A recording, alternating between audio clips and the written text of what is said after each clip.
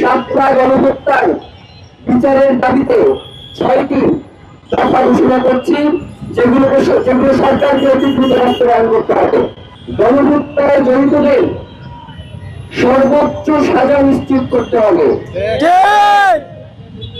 যারা এই গণহত্যায় অংশগ্রহণ করেছে তারা যদি এই মুহূর্তে পলাতক থেকে থাকে তাদেরকে দেশে ফিরিয়ে এনে অতি দ্রুত বিচারের মুখোমুখি করতে হবে।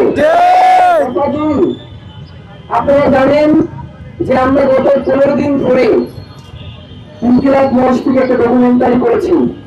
সাতটার বিভিন্ন লোকে নিখোঁজ এবং শহীদ পরিবারগুলোর কাছ থেকে আমরা যারা সাক্ষাৎকার নিয়েছি, তারা জানিয়েছে সাতটার যারা শহীদ হয়েছে তাদের ব্যাপারে রাষ্ট্র অন্তর্বর্তীকালীন সরকারের সময়ে সামান্য কিছু আর্থিক সহযোগিতা করলেও তাদের পুনর্বাসনের ব্যাপারে রাষ্ট্র কোন ধরনের পদক্ষেপ গ্রহণ করে নাই।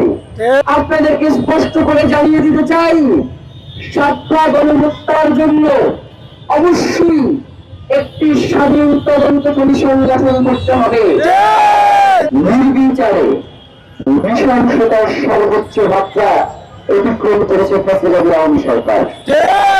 আজকে এখানে আসবার একটু আগে আমি ফেসবুকে স্ক্রল করতেছিলাম, তখন আমার মিডিয়ার একজন ভদ্র মহিলা, তিনি মিডিয়াতে কাজ করেন, তার একটা পোস্ট দেখলাম যে তিনি সাতটা নিয়ে একটা দুঃখ প্রকাশ করে একটা পোস্ট দিয়েছেন।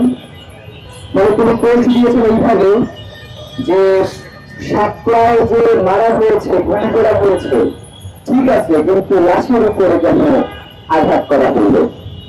মানে হুজুরদেরকে মারা যাবে পর্যন্ত তার কোনো সমস্যা নাই, কিন্তু এই যে মেরে ফেলার পরে রাশির উপরে আবার আক্রমণ, এই ব্যাপারটা তার মানবিক দৃষ্টিকোণ থেকে একটু আঘাত লেগেছে।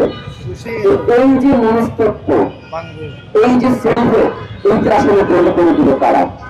আজকে আমি আসার পূর্বে আমার সঙ্গে কিছু কাগজ নিয়ে আসছি। ওই সময়ে পত্রিকায় দেখেন আপনি কিভাবে বাংলাদেশে সাতটার মতো একটা মেসাগারকে, একটা গণহত্যাকে কিভাবে শব্দের মধ্য দিয়ে জায়েজ করে দেওয়া হয়, সেইটা একটু আপনাদের সামনে আজকে তুলে ধরতে চাই। অনতিরিক্ত সাতটা গণহত্যার সাথে যারা জড়িত ছিলেন তাদের বিচার দাবি করেছেন আমার আগে যে বক্তারা আলাপ করেছেন, কিন্তু আসলে তাদের বিচারগুলো করবে কে? আপনি দেখেন প্রথম আলো সে সাতটা গণহত্যার পরে নিউজ করেছে হেফাজতের ধ্বংসযজ্ঞে নিঃস্ব অনেক ব্যবসায়ী। সে নিউজ করেছে ধ্বংস, তাণ্ডব আর সবুজ উপড়ানোর চিত্র। সে নিউজ করেছে তাণ্ডবে বাদ যায়নি রাস্তার গাছগুলো। নিউজ করেছে এত লোক মারা গেল, স্বজনরা কোথায়। নিউজ করা হয়েছে একটু আগে বললাম না যে গ্রাম্য ক্ষেতের আসছে, তো সে নিউজ করেছে আধুনিক পোশাকে কিছু যুবককেও দেখা গেছে।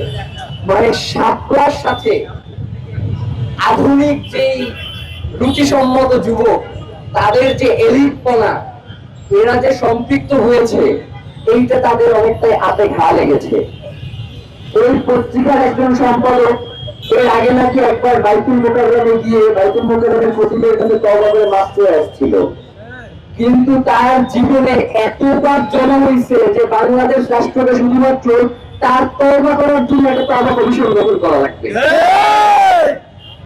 সে এইভাবে করে ছোটকালের রাজনীতির মধ্য দিয়ে, শব্দের রাজনীতির মধ্য দিয়ে সে বাংলাদেশের আপনার জনসাধারণকে, মাজলুম জনতাকে তার অধিকার থেকে এইভাবে করে দিনের পর দিন বঞ্চিত করেছে। সুতরাং সাতটা গণহত্যায় যে কুশীলভরা 1,60,000-এর অধিক বিভিন্ন ধরনের গোলাবারুদ ব্যবহার করেছে, 7,500-এর অধিক যৌথ বাহিনীর সদস্য যারা এই অপারেশনে অংশগ্রহণ করেছে, যারা এই নির্দেশ দিয়েছে, তাদেরকে তো বিচারের মুখোমুখি করতেই হবে। আর পাশাপাশি যারা এই খুনকে জায়েজ করে দিয়েছে তাদেরকেও বিচারের মুখোমুখি করতে হবে। প্রিয় ভাইয়েরা, এই সাতটায় যখন গণহত্যা হয় তখন বাংলাদেশের অনেক রাজনৈতিক দল শুধুমাত্র নিজেদের কথা চিন্তা করে আগায় আসে নয়, যার ফলশ্রুতিতে 2013 থেকে 2024 এই পর্যন্ত তাদের উপর দিয়ে কি গেছে সেটা তারা টের পেয়েছে। কিন্তু আশ্চর্যের বিষয় যে মাত্র 2 মাসের মধ্যে তারা সেই জিনিসগুলো ভুলে যাচ্ছে।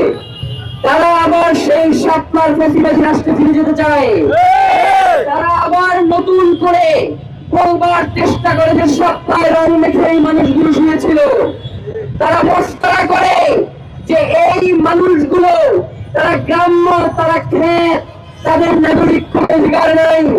আজকে ইনকিলাব মঞ্চের পক্ষ থেকে আপনাদেরকে স্পষ্ট করে জানিয়ে দিতে চাই, সাতটা গণহত্যার জন্য অবশ্যই একটি স্বাধীন তদন্ত কমিশন গঠন করতে হবে।